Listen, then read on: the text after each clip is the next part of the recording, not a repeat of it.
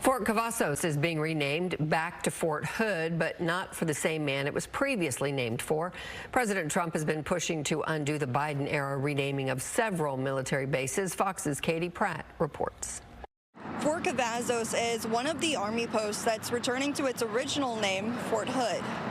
We never served at Cavazos. I never served at Fort Cavazos, but I did do 2 rotations at Fort Hood. So it's kind of a mixed feeling. The Army post in Killeen, Texas has been operating under the title of Fort Cavazos since 2023. Originally, I was against the Cavazos name change from Fort Hood because I served here and many of my soldiers and predecessors served here. As I started researching about General Cavazos and his lineage, I started to understand why it was important to name it that.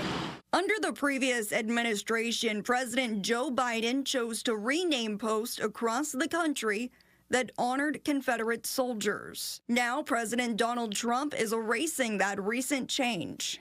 We are also going to be restoring the names to Fort Pickett, Fort Hood, Fort Gordon, Fort Rucker, Fort Polk, Fort A.P. Hill, and Fort Robert E. Lee. Although these stations' initial titles will be restored, it will be in recognition of different service members with the same last names. Well, that's good. We got rid of Confederate generals. For example, Fort Hood was originally named after Confederate General John Bell Hood. It would now pay tribute to Colonel Robert B. Hood, who received the Distinguished Service Cross for heroism during World War I.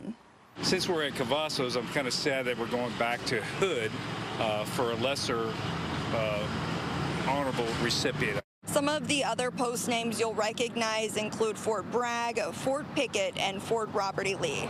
Reporting in Killeen, Katie Pratt, Fox News.